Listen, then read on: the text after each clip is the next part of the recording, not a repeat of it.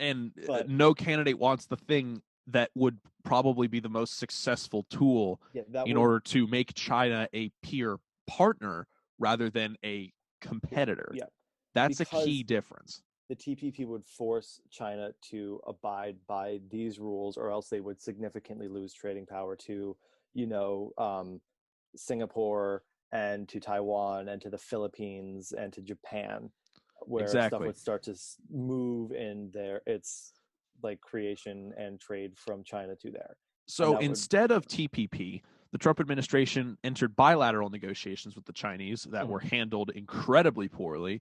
I can go into that on another episode, but basically nobody in the administration understood how the Chinese negotiated and how Chinese signaling worked. And so they just completely messed up the entire negotiating process. It took three times as long as it should have. Yeah, it took 3 years for them to come out with stage 1.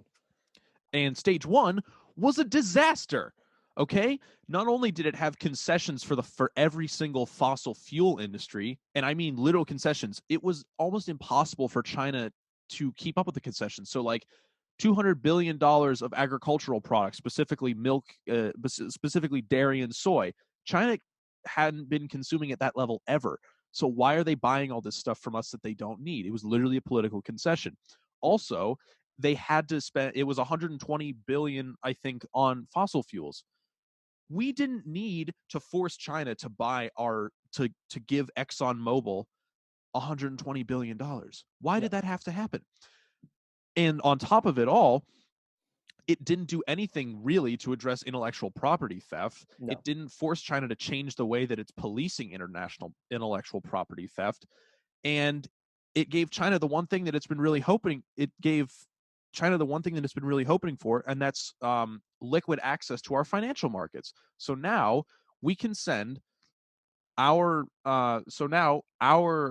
financial services companies who lest we not forget crashed the economy a decade ago, can now go into the most dangerous lending environment in the entire world and take on loans that have a 40% chance of being completely worthless. Yes. Okay, I think I'm done. So that's, we're going to have to do our own episode on trade probably. Oh boy. And kind of talk about how both candidates have it wrong. Anyway, long story short, phase 1 could have been a lot better. Yeah. So he talks about, first thing that he